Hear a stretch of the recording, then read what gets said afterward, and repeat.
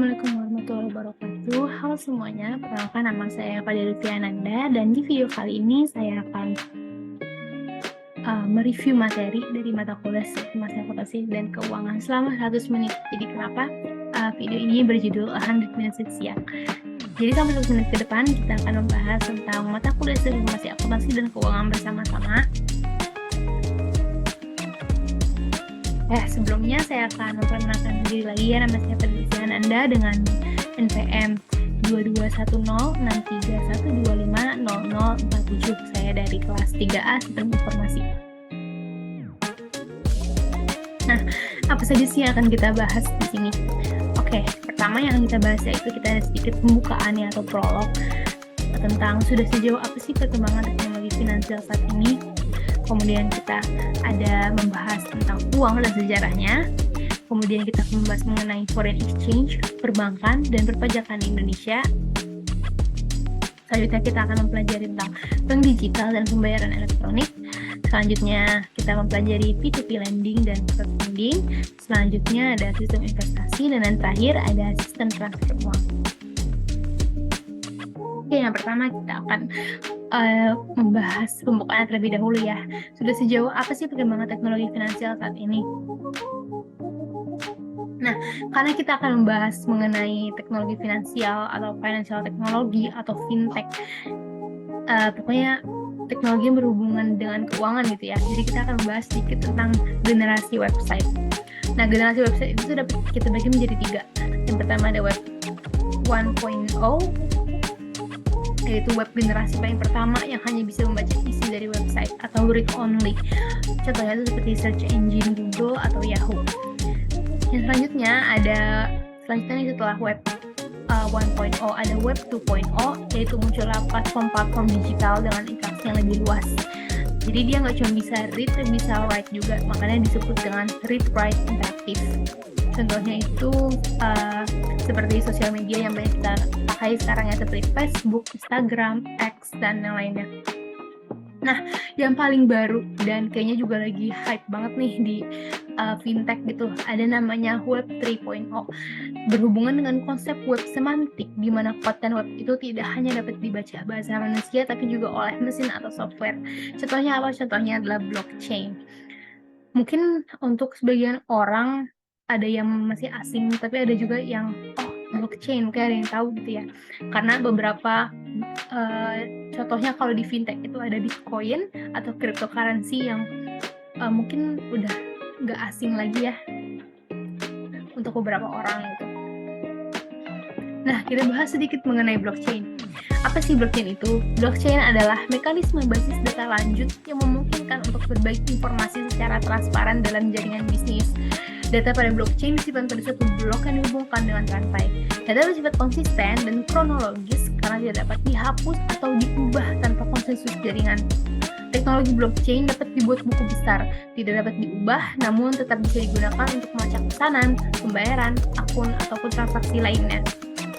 Nah, jadi poin penting dari blockchain itu yang pertama itu dia memberikan transparansi, dan yang kedua dia itu bersifat konsisten, dan yang ketiga itu dia tidak dapat dia konsisten karena tidak dapat dihapus dan tidak dapat diubah gitu ya. Sebenarnya untuk blockchain ini data yang ada tuh bisa saja untuk kita ubah atau dihapus gitu ya, tapi kita membutuhkan konsensus dari mayoritas penggunanya. Jadi memang tidak bisa sembarangan diubah atau dimanipulasi. Nah, di blockchain ini ada juga yang disebut dengan protokol blockchain yang mengacu pada berbagai tipe platform blockchain yang tersedia untuk pengembangan aplikasi. Setiap protokol blockchain mengadaptasi prinsip-prinsip dasar blockchain sesuai dengan industri atau aplikasi tertentu. Oke, nah di bawahnya ini nih beberapa dari contoh penggunaan blockchain. Yang pertama itu ada cryptocurrency ya, ada Bitcoin. Dan yang kedua ini ada NFT atau non-fungible token. Mungkin untuk beberapa orang avatar kera ini tuh udah nggak asing karena di tahun sebelumnya sekitar 2021-2022 avatar itu lumayan banyak dipakai di Twitter yang sekarang namanya X ya.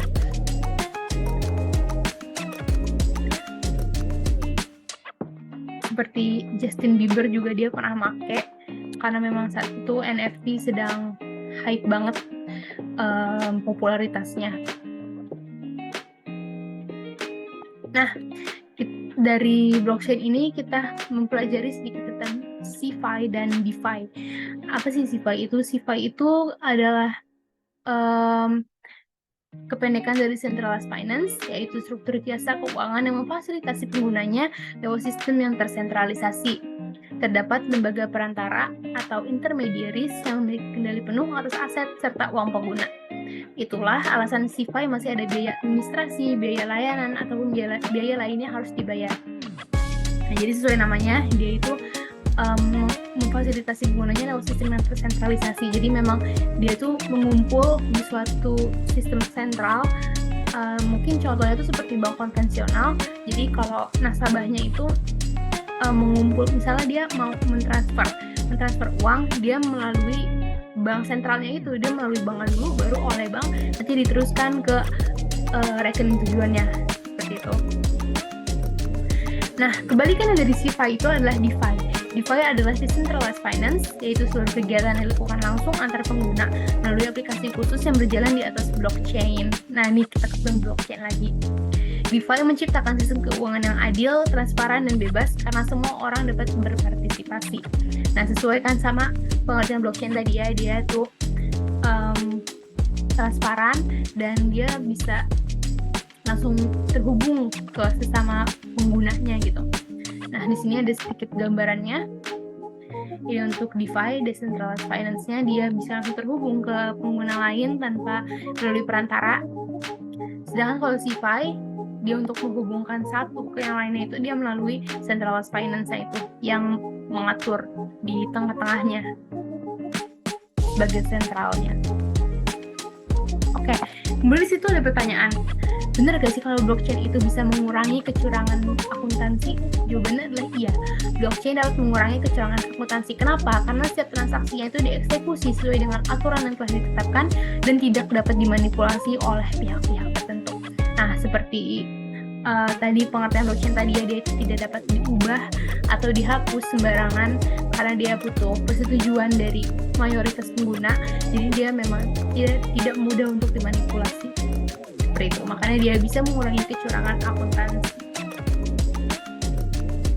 Oke, kita sudah membahas tentang pembukaannya tadi ya, tentang sudah sejauh apa sih perkembangan teknologi finansial saat ini. Sekarang kita akan ke awal banget, turning back time, membahas uang dan sejarahnya. Nah, sebelum bahas sejarahnya nih, kita akan kenalan dulu sama jenis uang. Jadi jenis uang itu ada dua, ada easy money, ada hard money. Easy money itu semua fiat currency yang ada di dunia, seperti rupiah, US dollar, euro, yen Jepang, won Korea, dan yang lain-lainnya. Kalau hard money itu dia berbentuk komoditas seperti emas, perak, dan yang lainnya. Nah, dari pengertiannya itu sebenarnya udah ketahuan ya bedanya. Kalau easy money itu ya fiat currency, kalau hard money itu ya komoditas. Nah, tapi kita akan membahas sedikit tentang perbedaannya tuh ada apa lagi sih. Nah, yang pertama dari stabilitasnya. Kalau easy money jelas dia less stable daripada hard money yang lebih stable. Kenapa? Karena kalau misalnya easy money itu kan dia fiat currency yang ada di setiap negara. Nah, uang di setiap negara itu hanya berdasarkan kepercayaan rakyat kepada pemerintahnya yang menetapkan mata uang tersebut. Sedangkan kalau hard money itu seperti komoditas yang misalnya emas itu pasti diakui oleh seluruh dunia nilainya gitu. Diakui oleh di seluruh dunia kalau emas itu tuh memang berharga. Sedangkan kalau easy money itu memang dia hanya berdasarkan kepercayaan rakyat negara itu kepada pemerintahannya. Makanya kenapa dia disebut less stable daripada hard money. Seperti itu. Nah, kemudian apakah dia didukung oleh komoditas lain gitu? tadi yang udah kita bahas ya, kalau easy money dia tidak didukung komoditas apapun, sedangkan kalau misalnya hard money memang dia didukung komoditas seperti emas, perak dan yang lainnya, sehingga memang nilainya itu tuh pasti tidak seperti easy money. Untuk regulasi, untuk easy money itu dia aturan dan regulasinya tidak banyak karena setiap negara juga berbeda-beda gitu ya. Sedangkan kalau misalnya hard money itu dia lebih banyak peraturan dan regulasinya karena nilai atau harga itu jelas. Kemudian ada investment, easy money long term, kalau hard money short term. Reliability-nya, so easy money less reliable, sedangkan hard money more reliable. Untuk interest rate, easy money lower interest rate, kalau hard money itu higher interest rate. Kalau untuk payments, kalau easy money itu indirect payment manner, sedangkan kalau hard money itu direct payment manner. Untuk risikonya, kalau easy money dia lebih tidak terlalu berisiko, sedangkan kalau hard money itu jelas dia lebih berisiko karena dari nilainya juga lebih mahal atau lebih berharga. Nah, jadi kita akan membahas tentang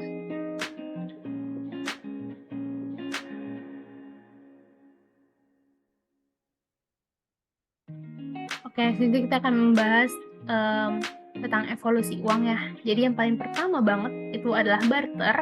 Barter adalah pertukaran atas suatu barang terhadap jenis barang yang lain. Syaratnya yang harus dipenuhi dalam barter itu hanya adanya kesamaan keinginan atau double coincidence of wants dari pihak yang terlibat. Nah, kalau kita lihat di sini ada sedikit contohnya ya. Jadi ada satu orang yang barter PS dengan suatu alat ya. Saya kurang tahu itu alat apa. Jadi dia tuh barter. Kalau kita lihat sepertinya memang kalau kita lihat sekarang ya, PS itu kelihatannya tuh lebih mahal daripada alat itu. Harga itu beda jauh, nilainya tuh beda jauh. PS lebih mahal, sedangkan alat itu mungkin lebih murah gitu ya. Nah, tapi mereka tetap mau melakukan barter karena apa? Karena syaratnya mereka tetap bisa melakukan barter karena apa? Karena syaratnya sudah dipenuhi, yaitu adanya kesamaan keinginan. Kalau yang si punya PS itu memang tidak masalah untuk menukarkan PS-nya dengan alat itu, maka ya sudah, tidak apa-apa karena syaratnya sudah dipenuhi dan barter itu sah-sah saja. Dan begitu pun sebaliknya, kalau misalnya si pemilik alat itu ingin menukarkan alatnya dengan PS dan yang punya PS juga tidak masalah, ya sudah, berarti syaratnya sudah dipenuhi karena dua-duanya ada keinginan. Jadi barter itu sah-sah saja. Setelah barter ada uang barang atau commodity money. Uang barang itu dia menggunakan benda-benda tertentu yang ditetapkan sebagai alat pertukaran dan dapat diterima oleh umum atau generally accepted. Nah, contohnya seperti apa? Contohnya tuh bisa bahan makanan atau seperti komoditas yang berharga. Di sini ada contohnya, ada alkohol, ada biji coklat, ada koper perunggu, ada emas, ada garam, ada cangkang ya, ada cangkang juga, kemudian silver, ada perak juga, atau mungkin bisa teh-tehan atau tobacco. Apa ya tobacco tuh? Jadi ini bisa ditebak.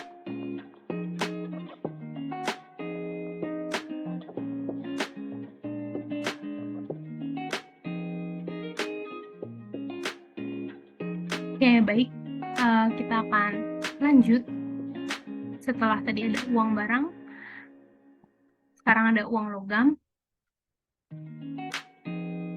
Uang logam adalah bahan yang digunakan berupa uang perak atau emas. Uang ini disebut sebagai uang penuh atau full bodied money, yang berarti nilai intrinsiknya ekuivalen dengan nilai nominalnya. Jadi nanti kan uang logam ini ada perak, ada emas gitu ya. Jadi bisa kita bilang misalnya emas, misalnya yang terbuat dari emas itu dia nilainya tuh lebih tinggi atau lebih mahal daripada yang perak karena nilai intrinsiknya itu ekuivalen dengan nilai nominal gitu. Jadi misalnya kita membeli barang yang lebih mahal gitu ya, kita menggunakan uang yang emas. Setelah uang logam ada yang namanya uang kertas. Kalau uang kertas awalnya sebagai bukti kepemilikan emas atau perak sebagai alat transaksi. Uang kertas yang beredar merupakan uang yang dijamin 100% dengan emas atau perak yang disimpan. Nah, jadi kenapa uang kertas ini walaupun dia memang hanya kertas gitu ya, dia itu bisa digunakan sebagai alat pembayaran karena dia dijamin 100% dengan emas atau perak yang disimpan. Karena awalnya tuh dia sebagai bukti kepemilikan emas kan. Nah, jadi ketika dia dijadikan alat pembayaran itu dia bisa dipakai karena dijamin atau didukung oleh emas atau perak itu. Jadi dia ada nilainya.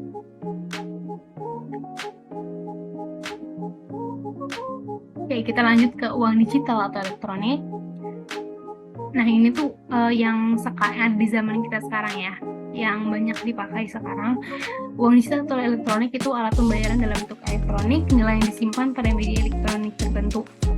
Nilai uang disimpan pada media elektronik tertentu. Pengguna menyetorkan uangnya terlebih dahulu kepada pengelola dan disimpan dalam media elektronik. Nah, jadi sekarang untuk transaksi itu kan kita udah mudah banget ya. Walaupun masih ada uang kertas, kita juga bisa memakai uang digital ini karena lebih praktis juga. Cukup misalnya lewat HP atau mungkin lewat kartu atau lewat transfer gitu kan. Jadi kita nggak perlu nyiapin uang kertas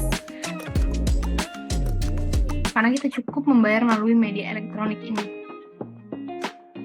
Nah, selanjutnya kita akan membahas sedikit tentang konferensi Bretton Woods. Nah, apa sih konferensi Bretton Woods itu? Konferensi Bretton Woods ini diadakan pada tahun 1944 di Bretton Woods, New Hampshire, Amerika Serikat. Tujuan diadakannya konferensi ini yang pertama itu untuk mendorong pengurangan tarif dan hambatan perdagangan antar negara. Yang kedua menciptakan kerangka ekonomi global yang minim konflik. Karena saat itu konferensi Bretton Woods ini dilakukannya tidak lama setelah selesainya Perang Dunia Kedua ya, jadi ekonomi beberapa negara itu mungkin belum stabil, jadi diadakan konferensi ini. Nah, konferensi ini menghasilkan 3 institusi keuangan dunia dan sebuah sistem pertukaran uang yang bernama sistem Bretton Woods. Nah, nanti untuk sistem Bretton Woods ini akan kita bahas lebih lanjut di slide selanjutnya. Oke, kita akan membahas dulu tentang 3 institusi keuangan dunia ini. Nah, jadi ketiga institusi ini itu dihasilkannya dari konferensi Bretton Woods ini. Yang pertama ada World Bank atau Bank Dunia, yang kedua ada International Monetary Fund, dan yang ketiga ada World Trade Organization. Nah, untuk WTO ini sebenarnya dia tuh baru ada di sekitar tahun 90-an, tapi idenya itu udah ada sejak konferensi Bretton Woods ini. Jadi memang aslinya di konferensi Bretton Woods ini yang ditetapkan itu hanya World Bank sama si IMF ini. Nah, buat WTO ini dia nyusul di sekitar tahun 90-an. Oke, sekarang kita bahasin tentang sistem Bretton Woods. Apa sih sistem Bretton Woods ini? Jadi sistem ini tuh menetapkan mata uang dolar Amerika Serikat sebagai mata uang utama dunia yang digunakan untuk transaksi perdagangan antar negara.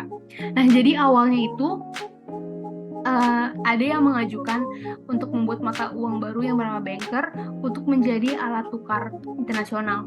Nah, Banker ini rencananya akan diterbitkan oleh lembaga clearing bernama Clearing Union berdasarkan emas sebagai underlyingnya atau sebagai pendukungnya gitu ya.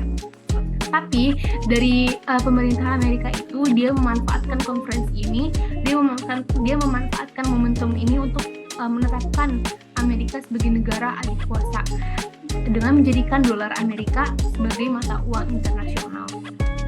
Nah, karena itu jadinya yang Banker tadi itu nggak jadi dibuat. Sebagai gantinya, Federal Reserve yang mencetak dolarnya, dia melakukan percadangan emas untuk setiap dolar yang dicetaknya. Saat itu, harga yang dipatok adalah 35 dolar US dollar untuk 1 ons emas, di mana 1 ons itu setara dengan sekitar 28 gram. Nah, sistem ini berjalan dengan penuh di tahun 1958.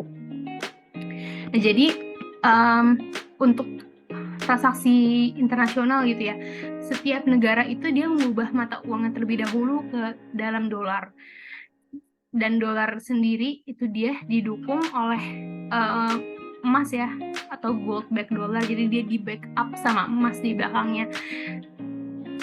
Jadi dulu nilai emas itu 1 onsnya sekitar $35. Dan buat negara lain contohnya seperti British pound sterling, itu dia diubah dulu ke dolar kalau mau transaksi internasional. Kemudian Jerman juga, Italian juga, Jepang juga, dan yang lainnya. Jadi saat itu Amerika menjadi mata uang utama dunia. Nah, tapi ternyata sistem ini tuh nggak lama gitu ya. Dia nggak bisa bertahan sampai lama. Kolapsnya sistem Bretton Woods. Memasuki tahun 1960-an, dolar AS mulai mengalami overvaluasi. Alasannya apa? Alasannya karena lonjakan belanja pemerintah Amerika Serikat di bawah Presiden Lyndon Johnson. Meningkatnya pengeluaran militer untuk perang di Vietnam juga turut memperparah overvaluasi ini. Jadi dolar AS ini mengalami overvaluasi, kemudian pada tahun 1971, ekonomi Amerika mulai mengalami stagflasi, di mana angka pengangguran tinggi dan inflasi itu juga tinggi. Presiden yang saat itu yang selanjutnya, Presiden Richard Nixon, mulai mendevaluasi nilai dolar terhadap emas agar ekonomi dapat beradaptasi. Nah, karena devaluasi ini, nilai emas itu dia semakin tinggi. Kan tadi awalnya emas itu ada di harga $35. Nah, setelah devaluasi ini tuh dia naik terus menjadi $38, naik lagi menjadi $42.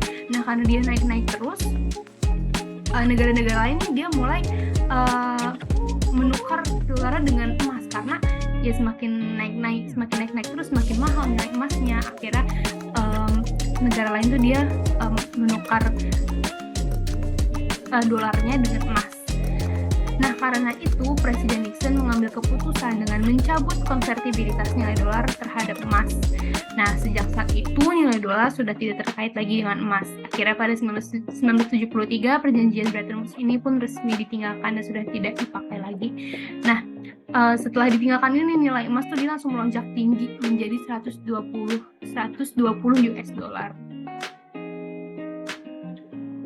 Oke, kita akan bahas sedikit tentang sejarah uang rupiah di Indonesia ya. Jadi pas baru banget merdeka di tanggal 3 Oktober 1945, pemerintah Indonesia itu menetapkan Indonesia memiliki 4 mata uang yang sah. Yang pertama ada dari DJFash Bank, yang kedua ada dari D-Japan Regiring, kemudian ada dari Dai Nippon Emisi, dan yang terakhir dari Dai Nippon Teikoku Seibu. Nah, buat yang mata uang ini tuh ini masih dari yang penjajahan sebelumnya gitu ya. Setelah itu dikeluarkan uang namanya mata uang ORI atau uang Republik Indonesia. Tapi kemudian saat Indonesia berubah menjadi serikat atau Republik Indonesia Serikat, itu dikeluarkan mata uang baru lagi namanya mata uang RIS atau Republik Indonesia Serikat. Tapi mata uang ini juga nggak bertahan lama, cuma sekitar sampai tahun 50-an karena Indonesia kembali menjadi negara republik. Nah, ini mata uang yang kita pakai sampai sekarang itu keluaran BI atau Bank Indonesia. Nah, jadi dulunya setelah berubah dari RIS itu, BI itu juga dikasih kewenangan untuk mencetak uang, tapi masih sebagian, hanya untuk pecahan Rp5 ke atas. Untuk pecahan di bawah itu masih dicetak oleh pemerintah Indonesia. Tapi setelahnya Bank Indonesia diberi kewenangan penuh untuk mencetak uang yang kita pakai sampai sekarang, itu keluaran Bank Indonesia. Nah, tadi udah membahas sedikit tentang sejarahnya. Sekarang kita akan masuk ke pembahasan utamanya. Yang pertama, yaitu membahas tentang foreign exchange, perbankan, dan perpajakan di Indonesia. Yang pertama namanya exchange rate. Exchange rate itu merupakan jumlah mata uang dalam negeri yang harus dibayarkan untuk memperoleh 1 unit mata uang asing. Jenis exchange rate ini ada 3. Yang pertama ada fixed exchange rate.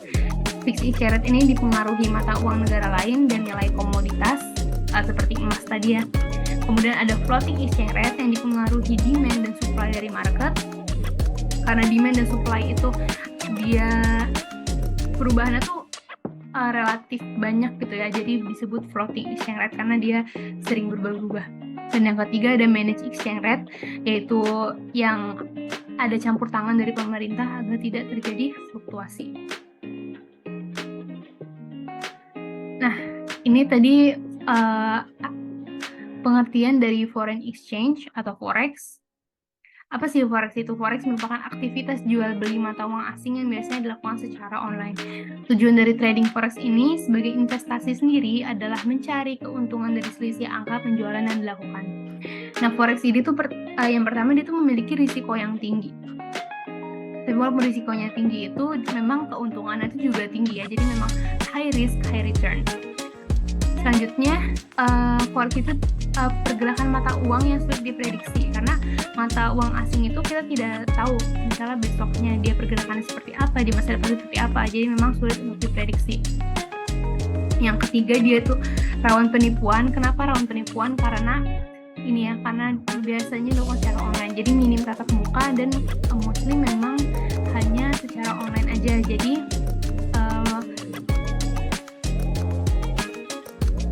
suka dimanfaatkan gitu untuk para penipu-penipu ini dalam investasi foreign exchange. Nah, yang terakhir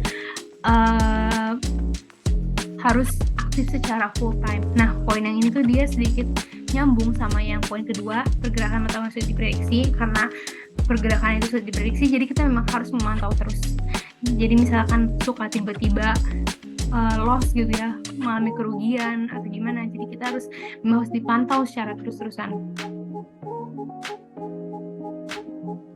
Oke, kita akan sedikit membahas tentang platform atau aplikasi penyedia investasi foreign exchange, perdagangan foreign exchange di Indonesia, namanya MIFX.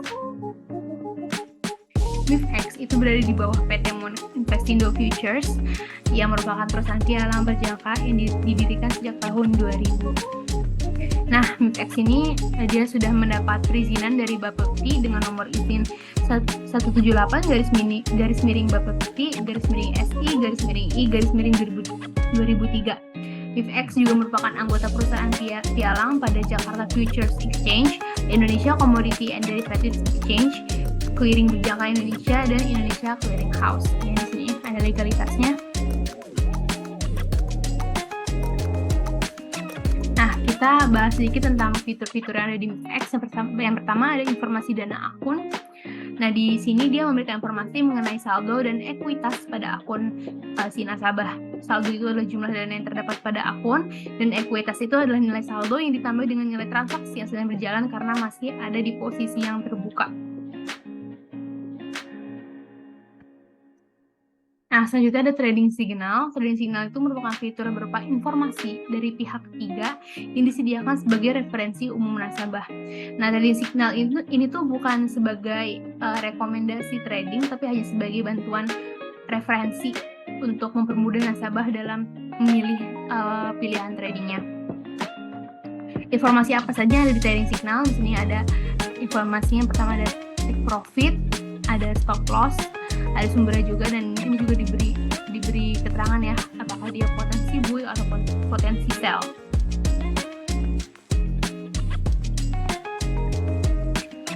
Oke, yang terakhir ada deposit, tarik dana, dan overbook.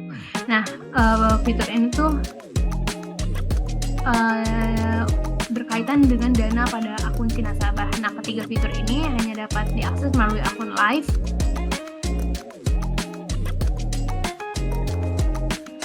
Nah, fungsi dari ketiga fitur tersebut, yang pertama fitur deposit itu untuk menambah dana pada akun MIFX nasabah. Fitur tarik dana atau withdrawal itu untuk menarik kembali dana yang berada pada akun MIFX. Dan yang terakhir itu overbook untuk melakukan pemindahan dari satu akun ke akun MIFX yang lain. Seperti itu. Oke, kita lanjut ke perbankan. Apa sih perbankan itu? Perbankan adalah sekumpulan atau jaringan lembaga yang bertanggung jawab untuk mengoperasikan sistem pembayaran, memberikan pinjaman, dan aktivitas perbankan lainnya gitu ya. Sama seperti website tadi ya, di awal kita udah ngomongin generasi website. Di sini kita juga ada, bisa dibilang generasi bank gitu ya. Yang pertama ada banking 1.0, itu brand centric. Jadi dia masih harus ke branch-nya ya, harus ke cabangnya gitu. Selanjutnya ada banking 2.0, dia masih brand centric tapi dia udah mulai menggunakan e-channel. Nih, banking 2.0 customer center bank. Jadi sebagiannya mungkin nggak harus ke cabangnya gitu ya, bisa secara online gitu.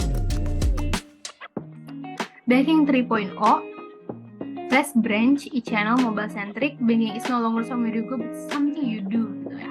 Jadi cabangnya itu juga udah nggak terlalu banyak ya, karena sudah bisa dilakukan secara online melalui mobile, aplikasi mobile seperti internet banking gitu ya. Kemudian yang paling baru atau kita saat ini berada di banking 4.0 yang mainly online.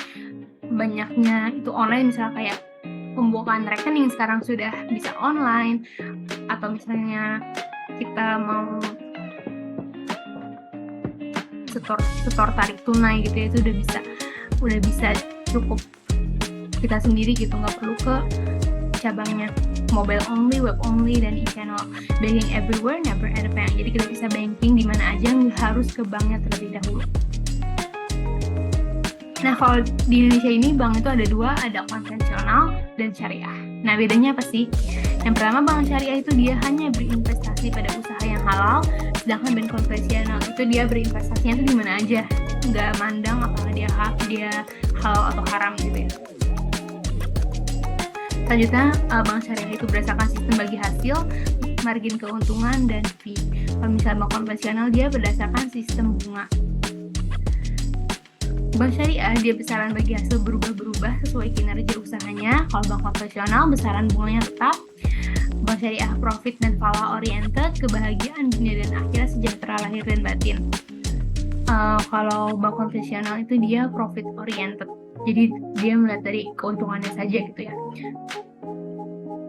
Bank syariah pola hubungan bank dan nasabah itu kemitraan, dan kalau bank konvensional itu dia debitur kreditur. Dan kalau bank syariah itu dia diawasi, ada pengawasan syariahnya oleh Dewan Pengawas Syariah. Kalau bank konvensional tidak ada pengawasan syariah. Nah, di sini ada salah satu mobile banking ya, contoh mobile banking di sini dari BNI atau Bank Negara Indonesia. Oke. BNI M-Banking ini suatu layanan yang disediakan oleh Bank Negara Indonesia yang dapat digunakan oleh nasabahnya untuk melakukan transaksi perbankan secara aman dan cepat melalui ponsel. Mobile banking ini berbentuk aplikasi yang memudahkan nasabah dalam pengecekan saldo, transfer uang, ataupun transaksi lainnya tanpa harus ke ATM terlebih dahulu. Nah, untuk memiliki mobile banking ini harus udah punya rekening BNI terlebih dahulu ya. Nah, di sini ada beberapa fitur-fiturnya, yaitu cek saldo rekening. Itu bisa dilihat di halaman home-nya. Di sini rupiah sekian itu untuk saldo rekening yang ada pada akun nasabah. Kemudian ada fitur transfer. Transfer yang bisa dilakukan itu transfer sesama BNI, antar bank, internasional juga bisa, dan yang lainnya ya. Kalau untuk antar bank dia ada 3 metode, ada BI-Fast, ada real time online, dan ada SKN atau sistem clearing nasional. Selanjutnya ada top up e-wallet ya, ini untuk transfer uang dari rekening BNI ke e-wallet. Nah, pilihan nasabah itu ada beberapa e-wallet yang ada di BNI, itu ada Dana, ShopeePay, GoPay, OVO, dan yang lainnya. Nah, untuk transfer e-wallet ini itu biasanya dikenakan biaya admin sebesar Rp1.000. Kemudian ada pembayaran dan pembelian. Ini pembayaran, di pembayaran dan pembelian ini kita bisa banyak melakukan pembayaran atau pembelian untuk apa saja, contohnya seperti tagihan listrik, PDAM, kartu kredit, asuransi, biaya pendidikan. Itu untuk pembayaran. Kalau menu pembelian itu bisa beli pulsa, paket data, token listrik, dan yang lainnya. Jadi cukup praktis gitu ya, kita bisa melakukan pembayaran dan pembelian melalui M-Banking saja. Selanjutnya ada mobile tunai. Mobile tunai itu untuk fitur tarik tunai tanpa kartu ATM. Nah, jadi fitur ini dia tuh ada pilihannya juga, apakah yang menarik itu diri sendiri atau orang lain. Kalau orang lain, maka nomor telepon penerima dibutuhkan. Jadi nanti dia pakai nomor telepon si orang lainnya, dan kode transaksinya itu akan dikirim melalui nomor telepon itu. Yang terakhir itu scan freeze atau quick response code Indonesia standard. QR ini untuk memfasilitasi pembayaran kode QR di Indonesia. Nah, kode QR ini dapat di-scan dari banyak penyelenggara jasa sistem pembayaran, baik bank ataupun non-bank, termasuk si BNI ini. Oke, kita lanjut ke perpajakan. Jadi pajak itu ya, pajak merupakan sebuah kontribusi wajib dari orang atau badan terhadap negara. Pemungutan pajak ini dibagi menjadi 3 ya, ada self-assessment, ada official assessment, dan withholding system. Nah, perbedaannya apa saja? Perbedaannya kalau self-assessment itu si wajib pajaknya aktif dalam menghitung, melaporkan, membayar, dan menyetor pajak. Jadi dia memang melakukannya sendiri gitu ya, menghitung, melaporkan, membayar, dan menyetor itu sendiri. Contohnya itu PPN dan PPH. Ada official assessment, dia semi pasif, pajak yang terutang dihitung oleh petugas, wajib pajak tinggal melakukan pembayaran. Jadi sudah dihitung oleh si petugas pajak, nanti yang wajib pajak itu tinggal bayar saja, contohnya PBB. Kemudian ada withholding system, dia pasif, gaji dipotong secara otomatis oleh karyawan, wajib pajak menerima gaji bersih yang sudah dipotong. Jadi misalnya wajib pajak ini bekerja, kemudian dia mendapat gaji, nah gajinya itu sudah dipotong dari si perusahaannya secara otomatis. Jadi si wajib pajak sudah menerima gaji yang sudah dipotong pajak itu. Nah, contohnya ini ya, pemotongan penghasilan karyawan oleh perusahaan.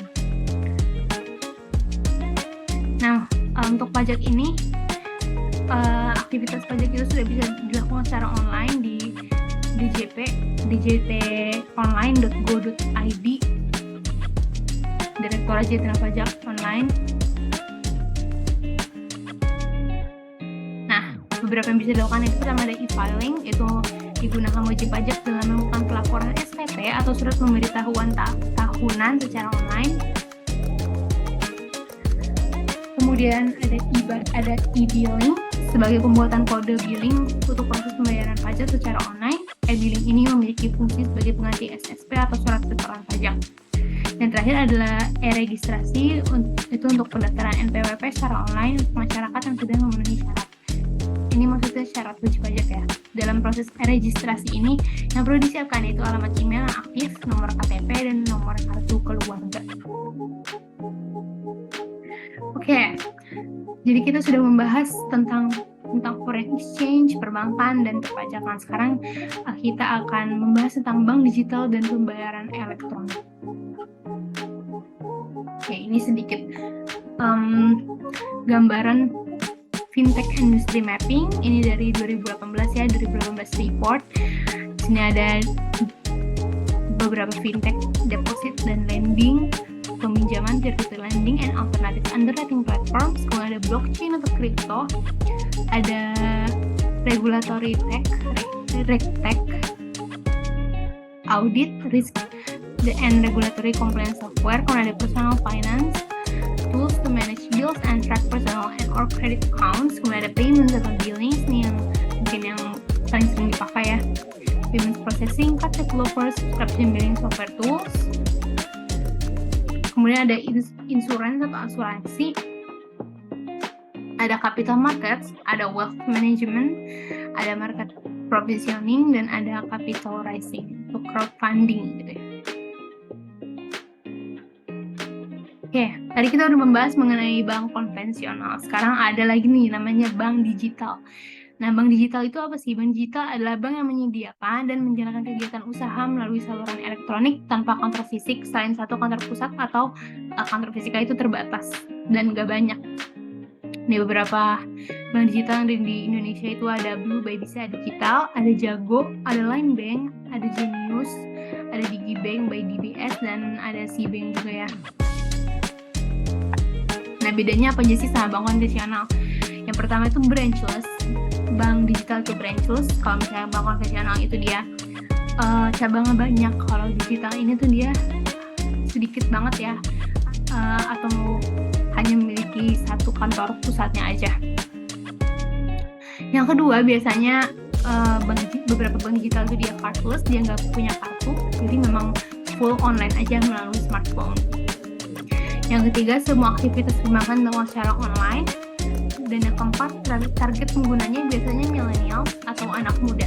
Nah, poin ketiga dan keempat ini sedikit berhubungan ya, karena aktivitasnya kebanyakan itu online, jadi memang biasanya itu targetnya itu lebih ke anak muda yang memang sering aktivitas perbankan online gitu ya. Jadi dia UI UX pun juga menyesuaikan dengan anak muda zaman sekarang. Nah, ini salah satu contoh bank digital Blue by BCA Digital. Ini tampilan awalnya ya. Ini untuk fitur-fiturnya. Oke, jadi sebelumnya, jadi Blue itu merupakan aplikasi mobile banking yang disediakan oleh BCA Digital untuk mempermudah transaksi nasabah melalui smartphone. BCA Digital itu merupakan anak perusahaan BCA yang merupakan layanan bank digital. Blue sudah mendapat izin dari Otoritas Jasa Keuangan atau OJK, dan simpanan dana pada rekening nasabah itu dapat dijamin oleh lembaga penjaminan simpanan. Nah, walaupun dia dari perusahaan yang sama yaitu BCA, tapi nomor rekeningnya itu berbeda. Terus Blue ini juga dia nggak punya biaya admin. Kalau BCA biasa kan dia masih ada biaya admin bulanannya. Oke, kita akan membahas tentang fitur-fiturnya. Yang pertama ada saldo. Ini bisa dilihat dari halaman pertamanya, kita udah bisa melihat saldonya di sini rupiah sekian. Kemudian ada tracker. Tracker ini membantu nasabah melihat riwayat transaksinya pada 1 bulan ke belakang. Nah, fitur tracker juga memberi detail pengeluaran dan pemasukan dalam bulan tersebut dan disajikan dalam bentuk diagram batang. Nih, ada pengeluarannya, ada pemasukannya, dan dibuat bentuk grafik seperti ini. Kemudian transfer ke rekening lain. Nah, seperti mobile banking lainnya, Blue juga memiliki fitur transfer ke rekening lain.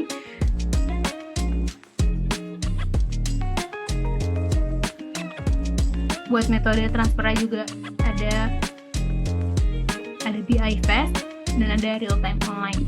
Kalau ke sama BCA dia nggak dikenakan biaya admin. Kemudian juga ada keranjang transaksi. Jadi misalnya ingin melakukan banyak transaksi dalam satu waktu, kita bisa memasukkan dulu ke dalam keranjang, kemudian baru kita bayar. Jadi bayarnya sekali aja untuk banyak transaksi. Kemudian ada top up e-money untuk transfer uang dari rekening Blue ke e-money. Ada GoPay, OVO, Dana, Link Aja, dan ShopeePay. Kemudian ada bayar atau beli. Pembayaran dan pembelian yang bisa dilakukan di Blue itu ada pulsa, paket data, tagihan pasca bayar, PLN prabayar, PLN postpaid, PLN non-tagih, PDAM, internet OTT kabel, e-commerce, BPJS, dan angsuran kredit. Nah, yang terakhir, Blue juga bisa melakukan investasi ya. Dia memiliki halaman portofolio investasi. Di sini Blue bekerja sama dengan perusahaan penyedia layanan investasi yaitu Fantastic dan Modwin. Nah, ini nanti disediakan nih produknya ada apa saja, dan kita bisa memantau portofolionya dari aplikasi Blue ini. Oke, selanjutnya ada mobile payment. Mobile payment adalah sarana pembayaran non tunai yang memanfaatkan perangkat smartphone yang memanfaatkan berbagai media teknologi nirkabel. Nah, mobile payment ini tuh bisa dibagi menjadi dua, jadi ada e-wallet dan payment gateway. E-wallet bisa kita gunakan untuk menyimpan uang sekaligus bertransaksi, dan kalau payment gateway itu berupa layanan yang disediakan untuk menerima pembayaran kartu kredit secara online. Ini ya, kalau e-wallet itu seperti OVO, GoPay, Dana, ShopeePay, Link Aja, dan lain-lainnya. Kalau payment gateway, ini gambarannya jadi pembeli di sebuah toko online atau e-commerce, kemudian dia bayar menggunakan kartu kreditnya nih. Maka ini melewati payment gateway terlebih dahulu. Nanti payment gateway dikirim ke payment processor ke bank, dan dari bank itu dia ke penjual. Jadi dia sebagai gerbang dari pembeli ke penjualnya gitu ya, atau ke banknya. setelah dari bank diteruskan ke penjual. Nah, ini ada sedikit tahapan pemrosesan izin bagi calon penyelenggara jasa sistem pembayaran. Yang pertama itu pengajuan pemohonan pre-consultative meeting melalui sistem licensing Bank Indonesia. Yang kedua, penyampaian kelengkapan dokumen melalui sistem e-licensing Bank Indonesia. Yang ketiga, pemeriksaan kelengkapan dokumen secara administratif. Yang keempat, analisis kesesuaian dokumen secara substantif. Yang kelima, pemberian lokasi atau on-site visit. Dan yang keenam itu pemberian izin atau penolakan izin. Nah, jadi ini langkah-langkah kalau ada yang membuka sistem pembayaran gitu ya, seperti e-wallet ini langkah-langkahnya. Nah, ada e-wallet, ada e-money juga nih, kartu e-money. Jadi e-money itu merupakan uang elektronik yang disimpan dalam bentuk kartu. E-money ini dapat digunakan untuk masuk keluar gerbang tol, pembayaran parkir, pembayaran kereta atau transum lainnya.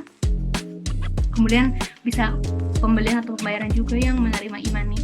Nah, bedanya apa sih? Bedanya yang paling jelas itu kalau e-wallet itu dia server based, kalau e-money itu chip based, karena dia bentuknya kartu ya, jadi dia ada chipnya untuk melakukan pembayarannya. Nah, di sini kita akan membahas salah satu fintech yang sebagai pembayaran elektronik, yaitu adalah Dana. Dana adalah dompet digital Indonesia yang didesain menjadikan transaksi non-tunai dan kartu secara digital baik online maupun offline. Dana dikembangkan oleh perusahaan startup PT ISP Debit Indonesiaku dan diresmikan pada tanggal 21 Maret 2018. Dana sudah terdaftar dan diawasi oleh Bank Indonesia dan Kominfo. Nah, walaupun e-wallet ini mirip-mirip dengan bank digital, tapi ada beberapa perbedaan. Yang pertama, kalau dompet digital itu dia tidak memerlukan rekening seperti pada bank. Terus dompet digital juga berfokus pada pengelolaan dan penyimpanan uang, dan dia tidak memiliki layanan perbankan. Kita bahas sedikit tentang fitur-fitur Dana. Yang pertama ada saldo Dana. Kita bisa lihat saldonya di sini. Kemudian kita bisa top up saldonya juga. Bisa melalui transfer bank atau melalui agen seperti Indomaret dan yang lainnya. Nah, kemudian ada fitur send money nih di sini, ada kirim, ini send money. Untuk mengirim dana ke sesama akun Dana. Nah, bisa masukkan nomor handphone atau melalui kontak. Selain ke sesama akun Dana, pengguna juga bisa mengirim dana ke rekening bank. Transaksi ini dikenakan biaya admin 2.500. Tapi untuk 10 kali transaksi pertama, Dana itu bisa memberikan gratis biaya admin dengan syarat yang dikirimnya itu harus di atas 50.000.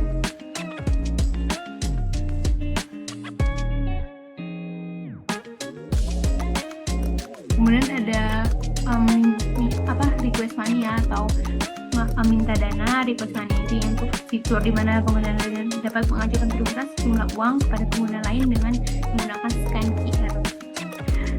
Bisa juga mengirim melalui tautan, nanti dikirim lewat aplikasi messaging seperti WhatsApp atau Line.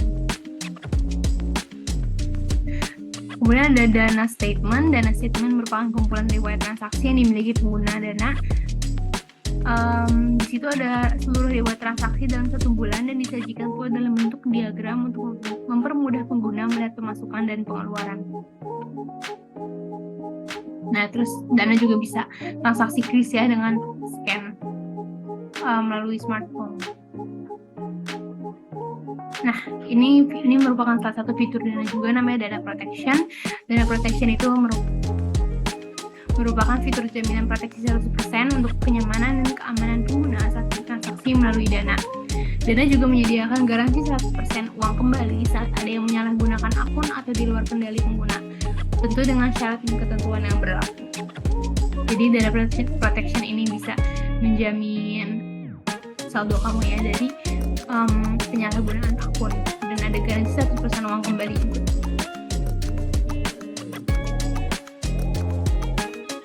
Oke, kita udah selesai membahas tentang tadi bank digital dan pembayaran elektronik. Sekarang kita masuk ke P2P lending atau peer-to-peer lending, dan crowdfunding.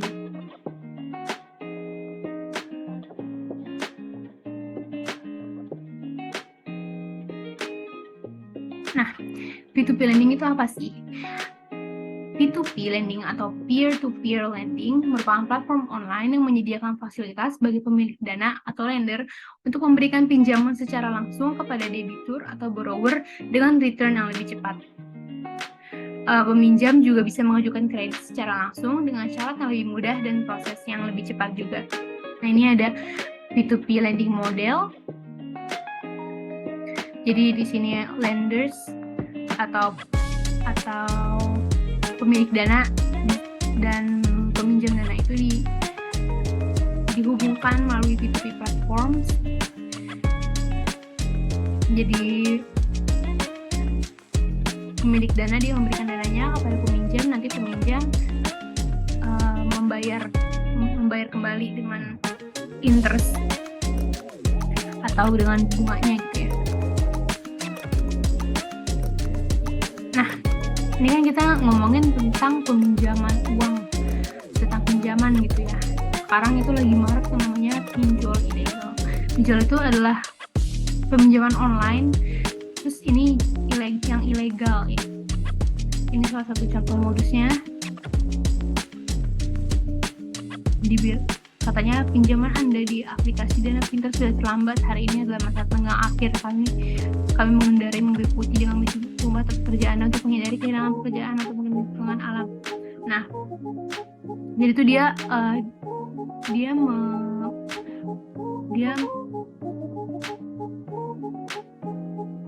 bilang pinjaman Anda sudah terlambat, padahal kan kita nggak pinjam apa-apa gitu ya. Jadi itu jelas ini udah merupakan penipuan. Kita harus lebih hati-hati mewaspadai pinjaman ilegal. Yang pertama dengan cek legalitas pinjaman online ke OJK atau Otoritas Jasa Keuangan.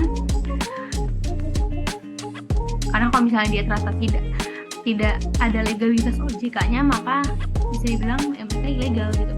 Kemudian bedakan fintech lending legal dengan pinjaman ilegal. Jangan klik dokumen atau tautan dalam bentuk apapun yang dikirim sebagai modus pinjol. Dan yang terakhir, berhati-hati dengan nama dan logo yang mirip dengan fintech lending legal. Nah, biasanya mereka profile WA-nya gitu ya, kan biasanya untuk modus ini tuh seringnya tuh di WhatsApp.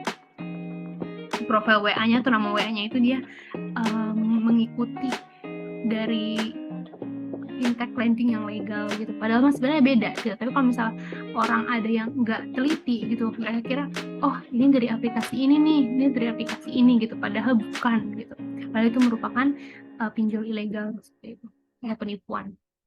Nah, kita akan membahas salah satu platform P2P lending yang namanya Investory. Investory merupakan perusahaan finansial teknologi atau fintech yang memiliki fungsi sebagai marketplace bagi orang yang membutuhkan pinjaman dana dan orang yang bersedia dananya dipinjam. Nah, ini gambarannya kurang lebih seperti ini ya prosesnya. Jadi pemilik dana dia memberikan dananya kepada peminjam, nanti peminjam dia membayar melalui P2P marketplace. Sebelumnya dia juga melalui marketplace ini dia mencari pemilik dana nih yang ingin meminjamkan uangnya. Setelah dipinjamkan, nanti dia membayar kembali dengan interest kepada pemilik dana melalui si investor ini.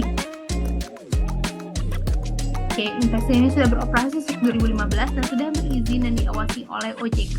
Selain itu, investor juga terdaftar sebagai anggota dari Fintech Indonesia dan Asosiasi Fintech Pendanaan Indonesia atau AFPI. Nah, investor juga menjalin kerjasama dengan beberapa partner seperti Bank BRI, Danamon, Mandiri, Bank Jago, Pasar Polis, Dana Reksa, Pegadaian, Bank BJB, dan lain-lainnya. Oke, kita akan membahas tentang fitur-fitur Investory. Yang pertama ada Marketplace. Marketplace merupakan salah satu fitur kunci pada Investory. Marketplace menyediakan banyak pilihan bagi lender yang meminjamkan uangnya. Pada Marketplace terdapat 3 menu peminjaman, yaitu peminjaman pendanaan, reksadana for lender, dan ada SBN retail. Untuk reksadana for lender dan SBN retail ini tuh dia bukan termasuk ke P2P lending ya. tapi investor itu dia menyediakan sebagai agen penjualan. Nah, jadi di sini ada banyak peminjam yang mencari pinjaman dana. Ada nama perusahaan, ada jumlah pinjaman, ada jatuh tempo, ada industrinya apa, ada metode pengembalian, dan ada jangka waktu. Nah, jadi yang pemilik dana dia bisa melihat dia ingin mendanai yang mana sesuai dengan deskripsinya di sini, sesuai dengan detail yang ada.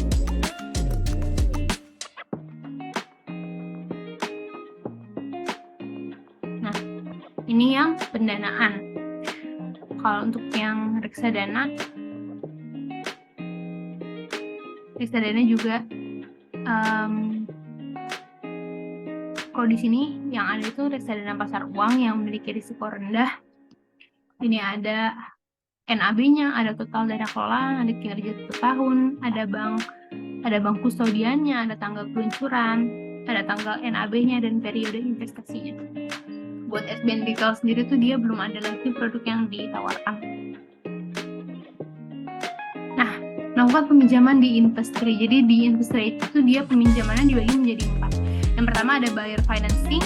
Jadi merupakan produk pinjaman untuk modal kerja yang ditujukan kepada perusahaan UKM yang menjadi pembeli grosir di korporat retail besar. Ketika mengajukan peminjaman ini, dana dari para lender akan langsung tersalur kepada korporat retail terafiliasi untuk membayarkan pesanan barang. Yang kedua ada invoice financing, merupakan pinjaman modal kerja yang ditujukan kepada UKM berkembang yang memiliki hubungan bisnis dengan perusahaan-perusahaan besar seperti BUMN, terbuka, multinasional, ataupun pemerintahan. UKM yang melakukan peminjaman dapat memberikan tagihan yang sedang berjalan atas sebuah perusahaan dan dijadikan jaminan. Yang ketiga ada micro productive loan, merupakan pinjaman modal kerja yang diperuntukkan wirausaha mikro, perseorangan di berbagai bidang. Investri memberikan fasilitas ini untuk membantu perusahaan mikro dalam membangun bisnis mereka agar lebih berkembang lagi. Yang terakhir ada working capital term loan atau WCTL, merupakan pinjaman modal kerja yang ditujukan kepada UKM yang memiliki model bisnis yang unik seperti menerima pembayaran melalui transfer bank atau digital, menggunakan aplikasi sistem kasir, dan lainnya. Pinjaman WCTL ini dia menggunakan skemanya cicilan. Oke, sekarang kita akan membahas tentang crowdfunding.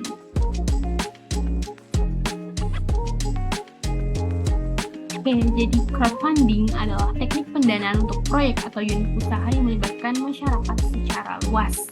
Nah, jadi jenis crowdfunding ini itu ada 3, ada donation based, ada reward based, ada equity based, dan ada lending based.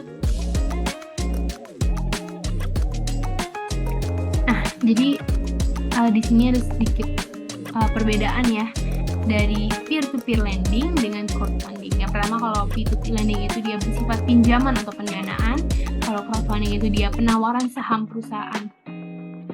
Kemudian kalau P2P itu dia kompensasi berupa bunga atau imbal hasil atau jasa. Kalau crowdfunding itu kompensasi berupa kepemilikan atau saham tergantung dari besaran dana yang diberikan. Kemudian kalau P2P itu dia pemberi dana mendapatkan keuntungan berdasarkan bunga konvensional atau imbal hasil yang dibayarkan oleh penerima dana dalam jangka waktu tertentu. Kalau crowdfunding itu dia pemberi dana berhak mendapatkan keuntungan selama bisnis berjalan, dan P2P itu track record atau pengalaman bisnis menjadi faktor penting untuk mendapatkan pembiayaan atau pendanaan. Kalau crowdfunding itu dia dari cerita atau ide bisnis yang menjadi faktor penting untuk mendapatkan pembiayaan atau pendanaan. Kalau P2P, dan terakhir kalau P2P itu investor atau pendana tidak terlibat di dalam bisnis, tapi kalau crowdfunding, investor atau pendana wajib mendapatkan laporan bisnis atau boleh terlibat dalam bisnis.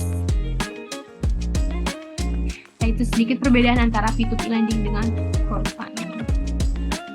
Nah, di sini ada salah satu platform crowdfunding ya yang termasuk dalam reward based crowdfunding,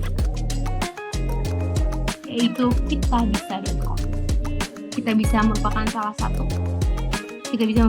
platform yang menyediakan layanan galang dana atau crowdfunding di Indonesia. Kita bisa termasuk donation based crowdfunding, yaitu cara mendapatkan dana bagi suatu proyek dengan meminta sejumlah besar kontributor secara individu untuk memberikan sejumlah kecil dana mereka.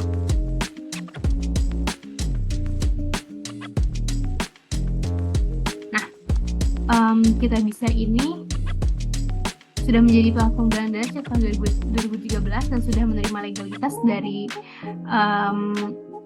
lembaga-lembaga di bawah ya. Ada Kominfo, ada Basnas, ada BSI, ada Kemensos, dan yang lainnya. Ada BWI dan ada Kementerian Hukum dan HAM.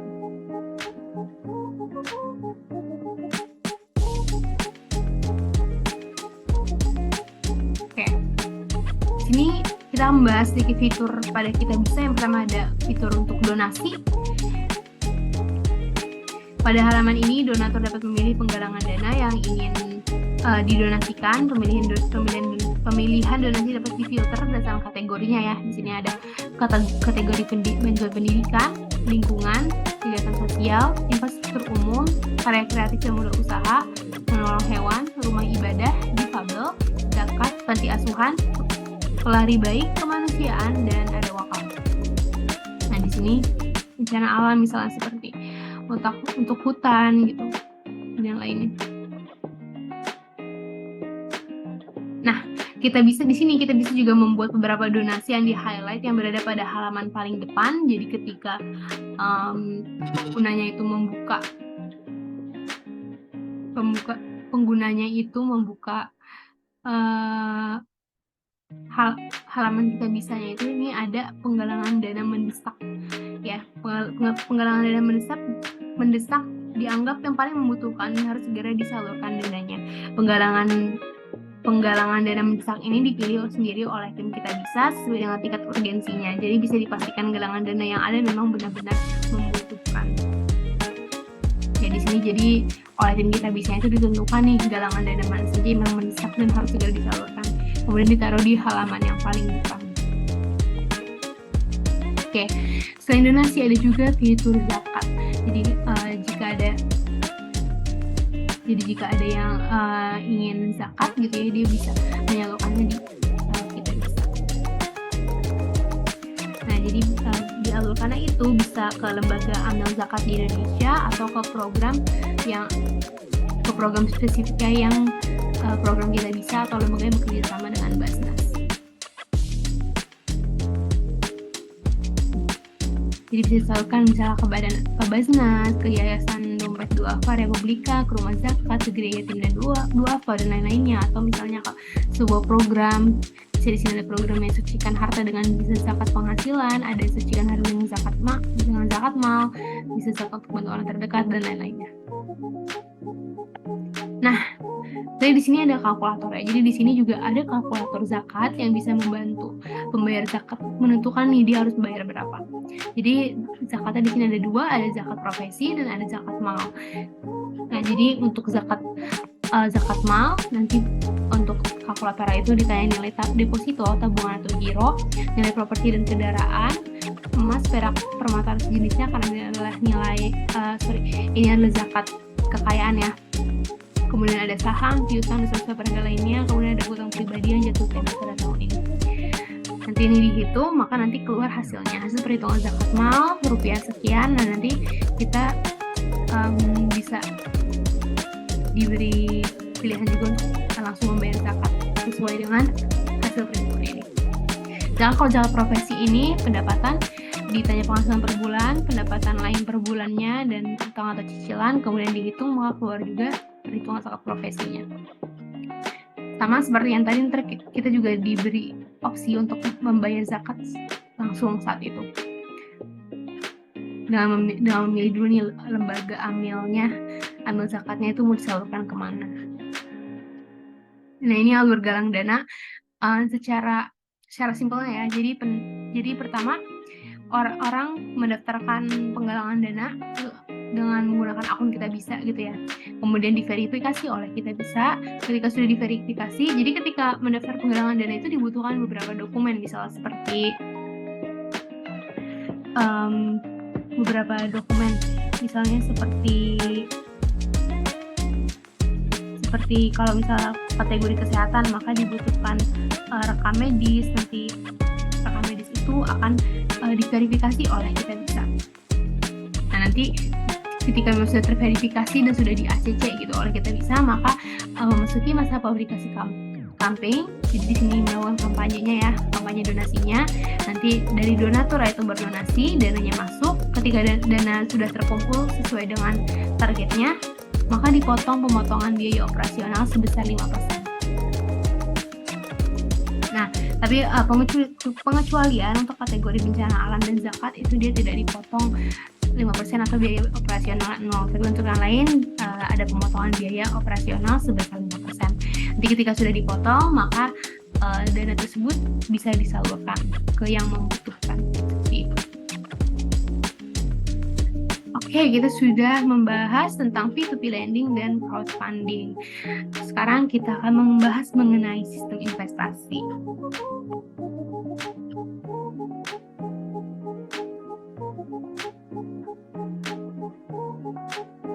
Oke, jadi investasi itu apa sih? Investasi itu merupakan suatu tindakan di waktu saat ini dengan harapan untuk mendapatkan manfaat yang lebih banyak di masa depan. Nah, jadi di sini ada beberapa instrumen investasi ya. Ada klasifikasi risikonya. Yang pertama dari deposito yang paling rendah, ada logam mulia juga dengan risiko rendah, dan ada reksadana dengan risiko rendah. Tapi kalau reksadana ini ada sedikit catatan karena reksadana ini kan dia terbagi lagi ya menjadi beberapa bagian lagi, dan itu juga risikonya itu berbeda-beda. Ada yang rendah, ada yang menengah, dan ada yang tinggi juga. Selanjutnya ada obligasi, itu risikonya juga menengah. Ada peer-to-peer lending yang tadi kita sudah bahas juga ya, risikonya juga menengah. Kemudian dengan risiko tinggi itu ada saham, forex atau foreign exchange yang sudah kita bahas juga sebelumnya, dan ada kripto. Itu risikonya yang tinggi. Nah, kita akan bahas satu-satu nih. Kan kita udah ada berapa ya? Kita bahas satu-satu, kecuali untuk peer-to-peer sama forex tadi kan kita sudah bahas sebelumnya. Jadi kita bahas yang lain. Yang pertama ada deposito berjangka. Apa sih deposito berjangka itu? Deposito berjangka adalah salah satu produk perbankan di mana nasabah menyetorkan sejumlah uang untuk disimpan dalam kurun waktu yang lama di bank. Uang ini tidak dapat diambil sebelum jangka waktu yang ditetapkan, misalnya 1 tahun, 5 tahun, atau 10 tahun. Keuntungan deposito berjangka yang didapatkan oleh nasabah yaitu tingkat suku bunga bank yang ditawarkan lebih tinggi daripada produk perbankan lainnya. Nah, di sini ada beberapa kelebihan deposito berjangka. Yang pertama, tabungan itu lebih aman. Yang kedua, pilihan investasinya yang paling mudah. Yang ketiga, risikonya rendah, dan pendapatan per tenor deposito berjangka. Ini pilihan investasi yang paling mudah karena kita cukup untuk menyimpan jumlah uang dalam bank, dan kita bisa mengambilnya setelah dalam jangka waktu yang ditentukan gitu. Dan tabungannya juga lebih aman karena disimpan oleh bank dan tidak bisa kita pakai juga gitu.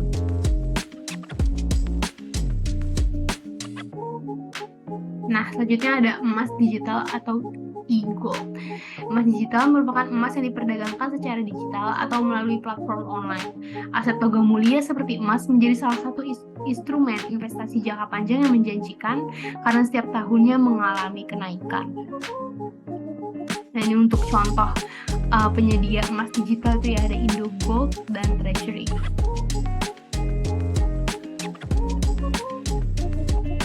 Nah, di sini ada beberapa perbedaan antara emas digital dan emas fisik. Yang pertama, kalau emas digital itu dia harganya lebih murah daripada emas fisik. Kenapa? Karena emas fisik itu tuh ada biaya cetaknya. Karena kalau emas digital kan tidak ada bentuk fisiknya gitu ya. Kalau emas fisik itu dia ada bentuk fisiknya dan itu dikenakan biaya cetak. Biaya cetak seperti ini ya, emas seperti ini.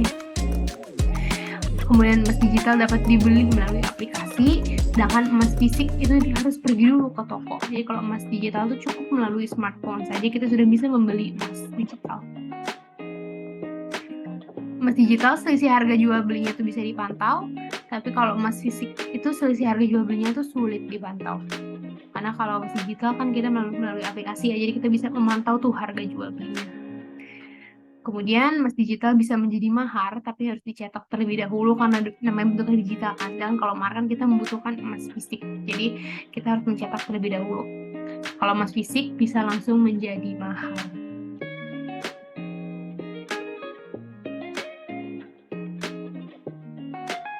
selanjutnya ada equity crowdfunding. Nah, tadi kan kita sudah membahas ya tentang crowdfunding itu apa, dan tadi juga ada jenis-jenisnya, yaitu yang pertama ada donation based, ada reward based, ada apalagi tadi, dan ada equity based crowdfunding. Nah, kita akan membahas tentang equity based crowdfunding ini nih. Apa equity crowdfunding ini? Jadi equity crowdfunding itu adalah skema pendanaan untuk bisnis kecil seperti UMKM atau perseroan terbatas atau PT dengan modal kurang dari 30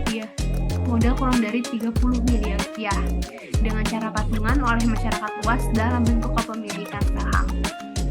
Nah, penawaran saham di sini dilakukan langsung kepada pemodal melalui sistem elektronik secara online. Pelaku utama equity crowdfunding itu ada 3. Yang pertama itu penerbit, yang kedua itu penyelenggara layanan urun dana, dan yang ketiga itu pemodal. Oke, jadi penerbit itu apa sih? Penerbit itu adalah badan hukum Indonesia yang berbentuk perseroan terbatas yang menawarkan saham melalui penyelenggaranya.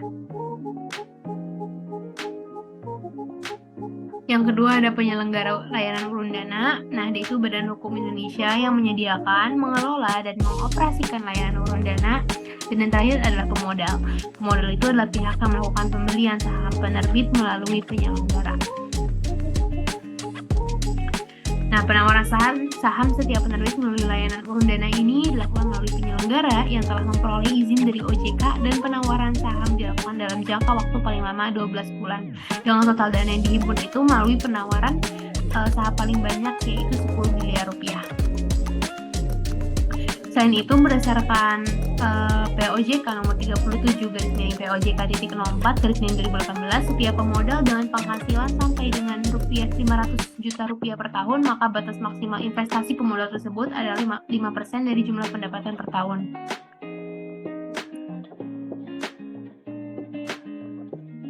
Nah, tapi kalau di Indonesia sendiri, untuk pertumbuhan crowdfunding itu tuh masih cukup lambat karena ketergantungan terhadap perbankan sebagai industri keuangan konvensional yang masih lebih banyak diminati oleh masyarakat Indonesia daripada crowdfunding.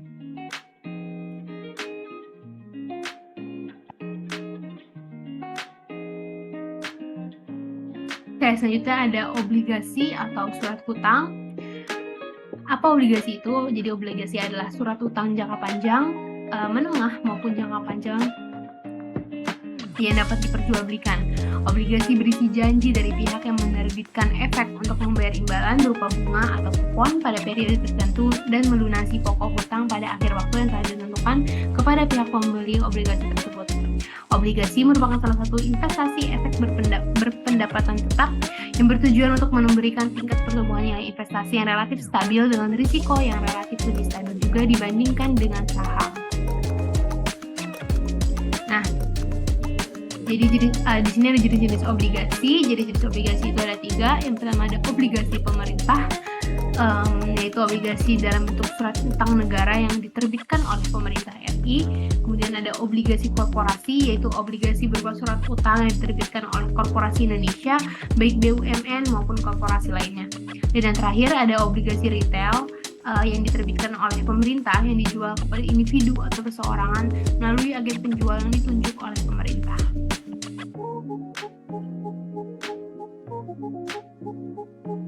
Untuk contoh obligasi pemerintah itu seperti obligasi negara retail Indonesia atau ORI, ada suku retail, ada saving bond retail, dan suku negara tabungan.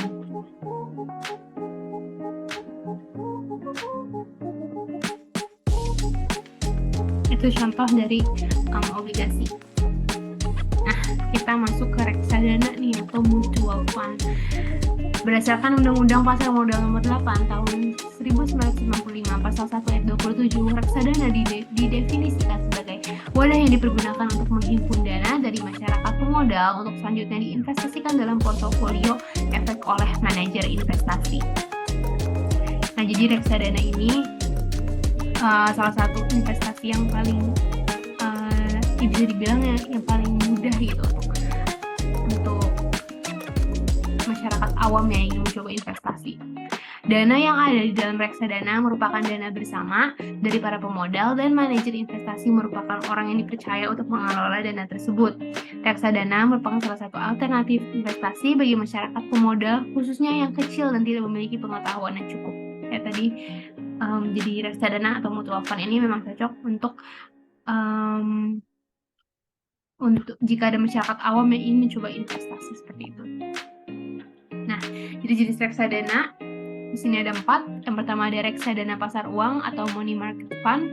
Instrumen investasinya berbentuk deposito berjangka atau time deposit, sertifikat deposito, sertifikat of deposit, sertifikat Bank Indonesia atau SBI, surat berharga pasar uang atau SBPU, dan lainnya. Nah, dia ini risikonya itu yang paling rendah dibanding jenis reksadana yang lain, karena memang dia mostly itu seringnya dalam keadaan yang stabil ya, atau kenaikannya itu sedikit-sedikit dan jarang ada kerugian, makanya dia risikonya sangat rendah, tapi keuntungan itu juga kecil. Selanjutnya ada reksadana pendapatan tetap atau fixed income fund, berbentuk utang atau obligasi, memiliki risiko sedikit lebih tinggi dibandingkan pasar uang. Nah, jadi dia risikonya ini dia menengah ya, atau moderat. Dia lebih tinggi daripada pasar uang, tapi masih lebih rendah daripada saham. Selanjutnya ada reksadana campuran atau balance mutual fund, instrumen investasinya dapat berupa saham yang dikombinasikan dengan obligasi. Risikonya lebih tinggi dibandingkan pendapatan tetap. Nah, ini juga bisa dibilang ini risikonya menengah, dia risikonya hampir mirip seperti pendapatan tetap, tapi sedikit lebih tinggi, tapi masih di bawah reksadana saham seperti itu. Reksadana saham atau equity fund berbentuk ekuitas atau saham, memiliki risiko pengembalian yang paling tinggi. Jadi high risk, high return, walaupun risikonya tinggi, keuntungannya juga tinggi, kerugiannya juga tinggi. Nah, sekarang tadi kan reksadana saham nih, sekarang saham doang. Apa itu? Kalau saham doang itu apa sih? Saham dapat didefinisikan sebagai tanda penyertaan modal seseorang atau pihak, badan usaha dalam suatu perusahaan atau perseroan terbatas. Dalam menyatakan modal tersebut, maka pihak tersebut memiliki klaim atas pendapatan perusahaan, klaim atas aset perusahaan, dan berhak hadir dalam rapat umum pemegang saham atau RUPS. Nah, bedanya apa sih sama reksadana saham? Sama saham doang nih, perbedaannya apa sih? Yang pertama, kalau reksadana saham dikelola oleh manajer investasi. Pada saham dikelola oleh investor sepenuhnya. Jadi dia memang invest dan yang mengelola juga dia sendiri. Kalau reksadana kan kita invest, ini dikelola oleh manajer investasi. Perbedaan kedua, reksadana mendapat keuntungan dari nilai unit yang naik, sedangkan kalau saham itu dari capital gain, yaitu selisih harga jual dan harga beli saham, serta keuntungan dari dividennya. Jadi pendapatan keuntungan itu juga berbeda.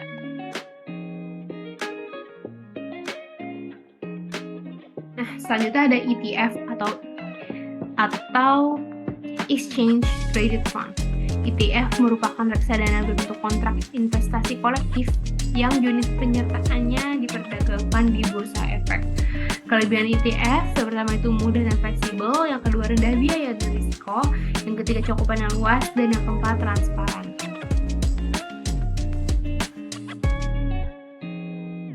Untuk beberapa contoh ETF di Indonesia ya, berdasarkan data dari IDX atau Bursa Efek Indonesia, itu ada reksadana Majoris Government Bonds ETF Indonesia, kemudian ada reksadana Indeks Mandiri ETF LQ45, itu manajer investasinya PT Mandiri Manajemen Investasi, kemudian ada reksadana Indeks Kapital IDF, IDX ESG Leaders, manajer investasinya itu PT Capital Asset Management, dan masih banyak lagi yang lain.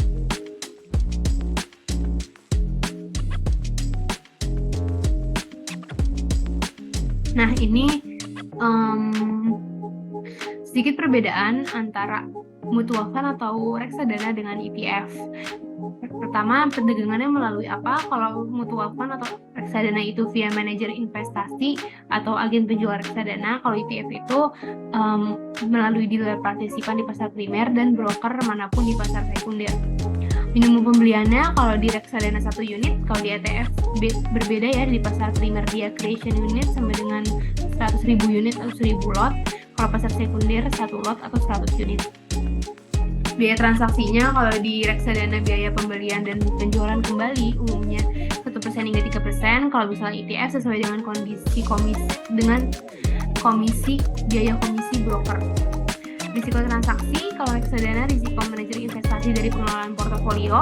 Kalau ETF dapat dikontrol lebih rendah karena transaksi jual beli ETF dapat dilakukan setiap saat selama jam bursa berlangsung. Kemudian nilai aktiva bersih per unit, penyertaan NAB per UP. Kalau di reksadana perhitungan dilakukan satu kali setelah penutupan jam perdagangan di Bursa Efek Indonesia.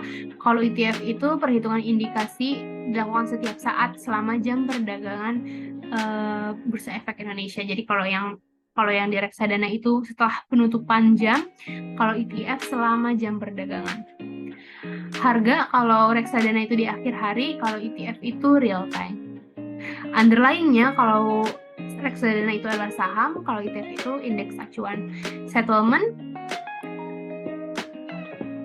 reksadana 7 hari setelah transaksi dilakukan dan ETF itu 2 hari setelah transaksi dilakukan.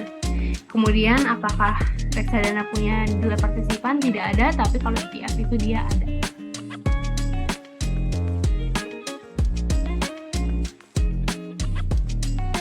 Nah, kemudian kita ada cryptocurrency ini. Cryptocurrency, sebelumnya kan kita udah membahas sedikit tentang cryptocurrency tadi ya di awal tentang blockchain. Nah, kita akan bahas lagi nih. Cryptocurrency adalah sebutan untuk mata uang digital yang dapat digunakan untuk transaksi antar pengguna tanpa perlu melewati pihak ketiga. Jika dalam transaksi pada umumnya bank berperan sebagai pihak ketiga, dalam cryptocurrency tidak ada yang berperan sebagai perantara. Nah, tadi contohnya untuk cryptocurrency itu ada Bitcoin ya, dan ada yang lainnya lagi. Dan Bitcoin ada masih banyak lagi ya, seperti Ethereum, ada Litecoin, ada Ripple, ada Stellar, ada Dogecoin, ada Cardano, ada Tron, dan yang lainnya masih banyak lagi. Karena crypto ini lumayan menjadi sebuah tren dalam fintech ya selama beberapa tahun terakhir. Jadi memang dia sudah banyak sekali gitu selain Bitcoin. Oke. Di sini kita akan membahas salah satu platform investasi ya. Di sini saya mengambil investasi emas atau emas digital dan reksadana. Di sini saya menggunakan aplikasi Fantastic. Fantastic merupakan salah satu wealth platform di Indonesia yang dapat digunakan untuk menabung reksadana, emas, dan produk keuangan lainnya. Fantastic bergerak di bawah PT Chandar Wealth Mandiri Indonesia. Fantastic sudah tercatat dan diawasi oleh Otoritas Jasa Keuangan atau OJK dengan nomor S159/MS.72/2019 dan Kemenkominfo dengan nomor 01520/DJAI.PSE/05/2019. Fantastic merupakan bagian dari fintech Indonesia.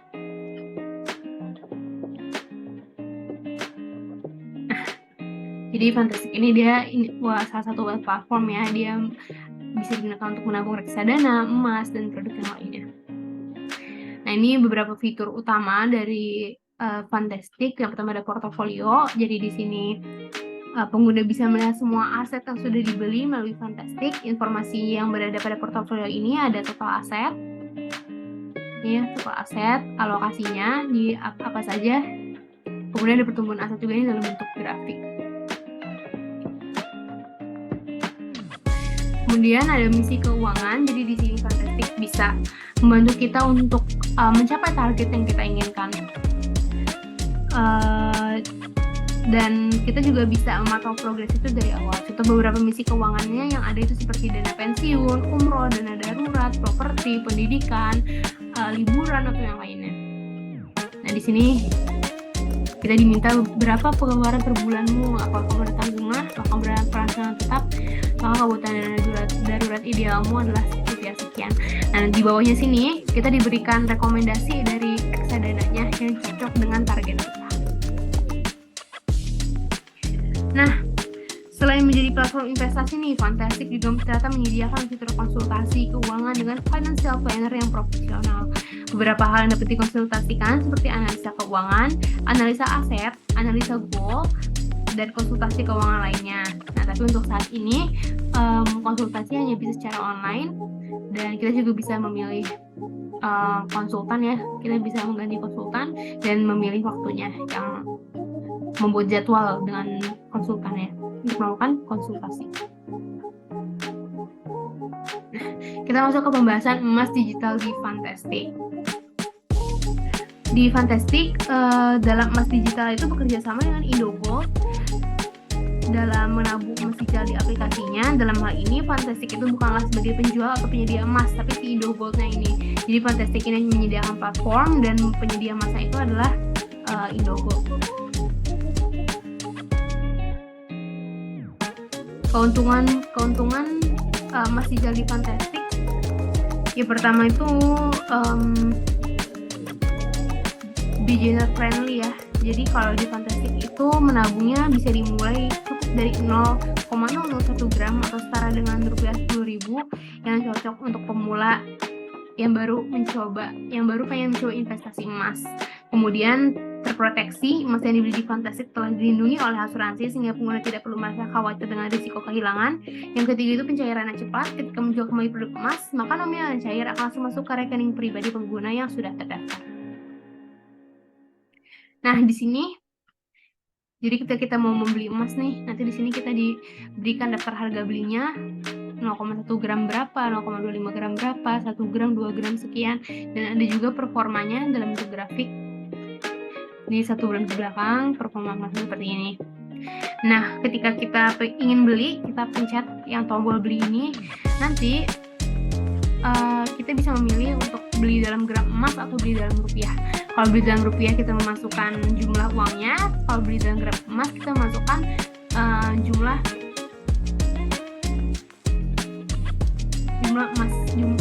gram emasnya. Nah, nanti di sini ada harganya yang keluar. Terus kita lanjut ke pembayaran. Nanti di pembayaran kita memilih metode pembayaran, dan kalau sudah berhasil diverifikasi pembayarannya, nanti akan muncul di portofolio yang tadi ya, muncul di portofolio ini. Nih, di sini ada emas. Nah, untuk reksadana, reksadananya di Fantastic, reksadana itu dipisahkan berdasarkan risikonya. Ada risiko rendah, risiko menengah, dan risiko tinggi.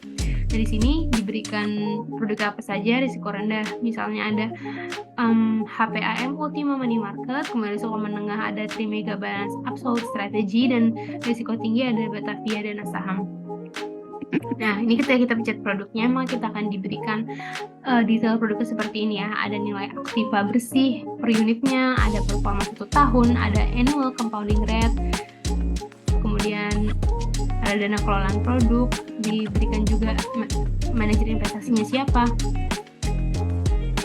dan ini ada performanya juga dalam bentuk grafik. Karena ini pasar uang, maka grafiknya relatif stagnan. Nah, setelah itu ada simulasinya juga nih di sini, semacam kalkulator. Jadi kita bisa melihat, misalnya kita investasi selama sekian tahun, dalam suatu jangka waktu itu kira-kira kita mendapat berapa gitu. Tapi untuk simulasi ini itu menggunakan kinerja masa lalu ya, jadi tidak bisa menjadi acuan juga untuk masa depan, tapi setidaknya kita bisa sedikit memberikan referensi lah, tapi tidak mencerminkan kinerja si reksadananya di masa depan seperti itu. Nah, kalau misalnya kita bingung mau pilih produk yang mana, kita tuh bisa melakukan perbandingan nih dengan mengklik yang ini, perbandingan reksadana. Kita bisa membandingkan hingga 3 reksadana. Nah, ntar diberikan perbandingannya melalui grafik seperti ini.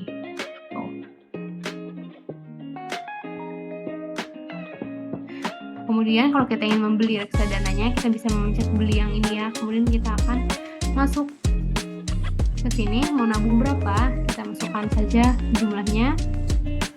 Lanjut ke pembelian, nanti kita ke halaman pembelian, memilih metode pembayaran. Dan ketika sudah diverifikasi, maka akan reksadana tadi yang sudah kita beli masuk ke portofolio. Nah, jadi untuk Fantastic ini sendiri dia itu bekerja sama dengan Blue by BCA Digital. Tadi juga sudah sempat saya singgung di awal ya saat membahas tentang bank digital. Jadi jika ada pengguna Fantastic yang pengguna Blue atau pengguna Blue yang menggunakan Fantastic, itu akunnya tuh bisa terhubung. Jadi dari Blue kita bisa memantau portofolio yang ada di Fantastic gitu. Tapi untuk pembeliannya tetap dilakukan di Fantastic.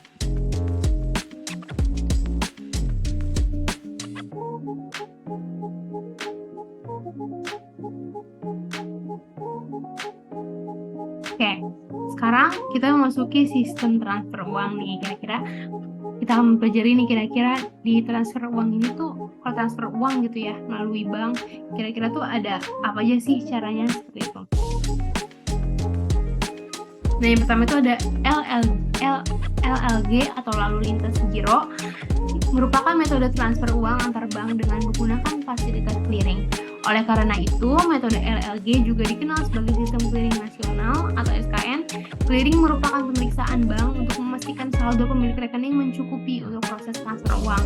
Dalam proses clearing, uang yang akan ditransfer dikumpulkan terlebih dahulu ke dalam sistem Bank Indonesia sebelum diteruskan ke rekening penerima.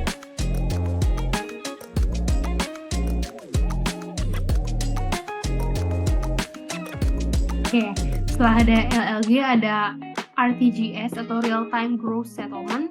Real Time Gross Settlement atau RTGS ya adalah metode transfer uang antar bank secara real time, yang artinya uang akan diterima oleh rekening tujuan dalam waktu yang sama pada saat transfer dilakukan.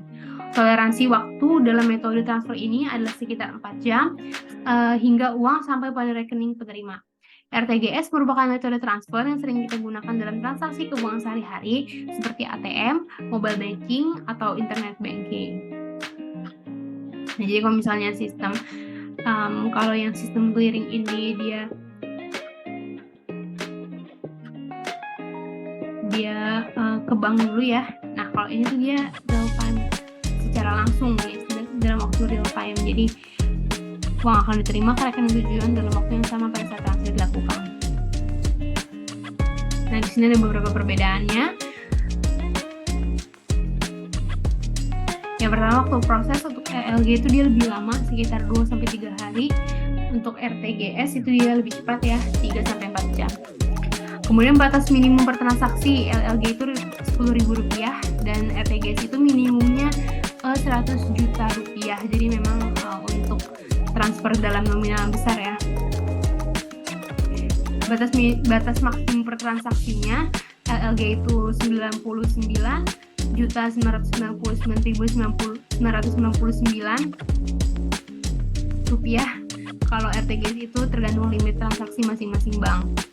Biaya layanan per transaksinya LLG itu Rp2.900 sampai Rp15.000, kalau RTGS itu Rp25.000 sampai Rp50.000. Jadi karena RTGS memang nominalnya juga besar-besar, jadi biaya layanannya juga lebih besar ya dibanding si LLG atau si clearing tadi ya, SKN tadi, sistem clearing nasional.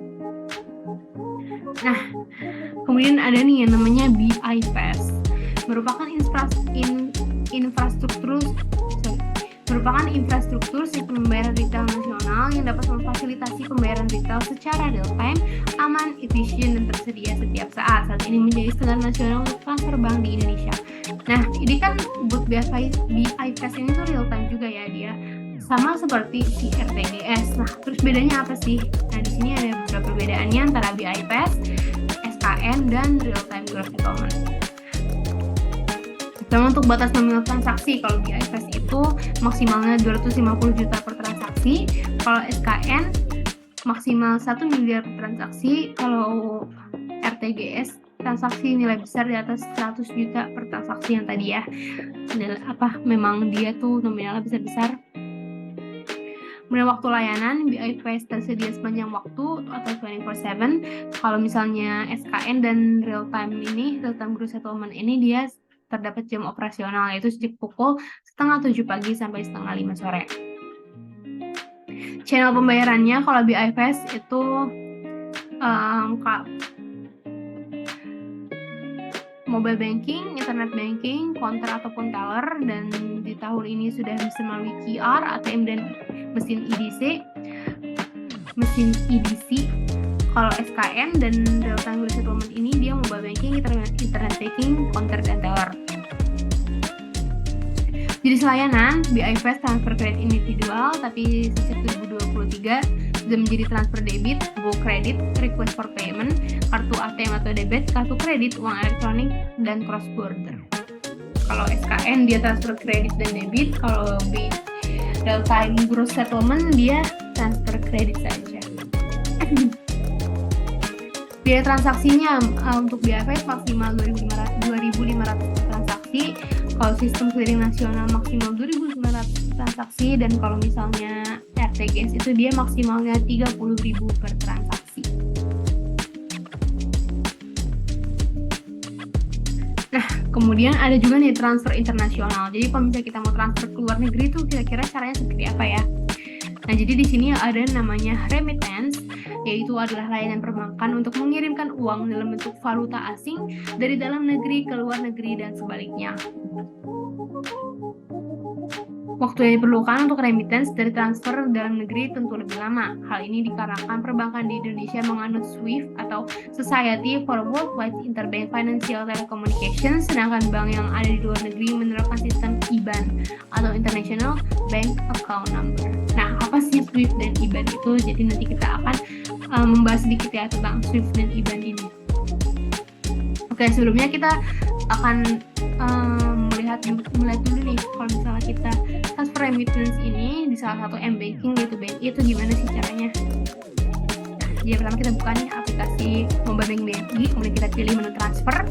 Nah, di pilihan transfer itu ada rekening sendiri, ada sama BNI, antar bank, dan lain-lainnya, dan di sini ada pilihan juga international remittance. Nah, menu international remittance ini untuk melakukan transfer ke luar negeri. Kita baca dulu, kemudian untuk syarat dan ketentuannya. Setelah setuju kita klik lanjut. Nah, di sini kita mengisi data remittance, nomor rekening debit, negara tujuan, bank tujuan, nomor rekening tujuan atau IBAN, kemudian nama dan alamat penerima. Nah, di bawahnya kita memilih mata uang, apakah US dollar, euro, Singapura dollar, Australian dollar, bebas ongkos bank koresponden, dan tujuan transaksinya. Nah, nanti kalau sudah kita ke halaman validasi, kita cek lagi nih apakah datanya sudah benar.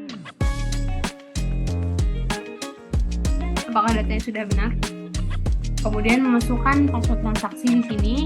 Ketika sudah, maka kita klik lanjut dan transaksi remittance akan diproses.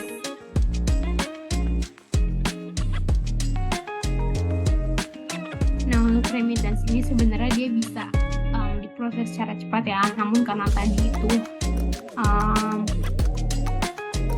karena perbedaan perbankan di Indonesia menggunakan SWIFT dengan yang di luar negeri menggunakan IBAN, jadi itu yang sedikit menghambat. Jadi memang untuk transfer internasional ini bisa dibilang lama.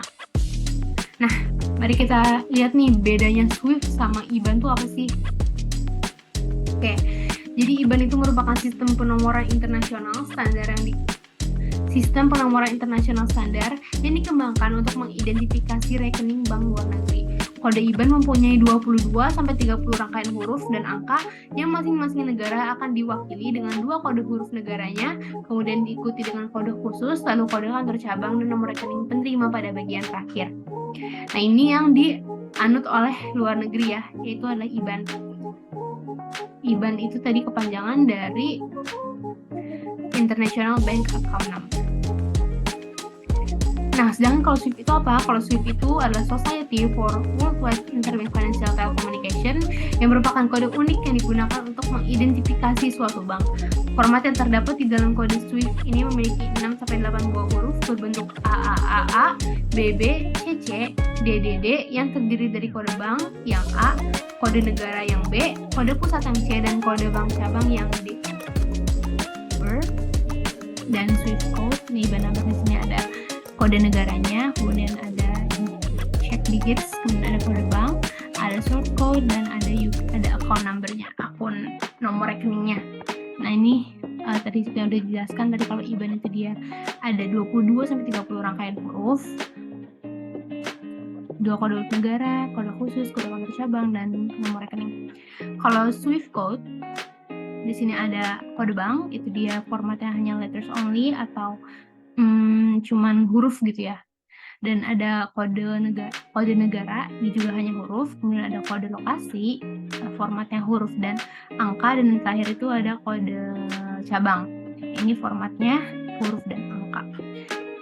Nah, tadi bedanya kalau misalnya IBAN itu dia banyak ya, dia karakternya ada 22 sampai 30. Kemudian kalau Swift itu dia hanya 6 sampai 8 buah huruf.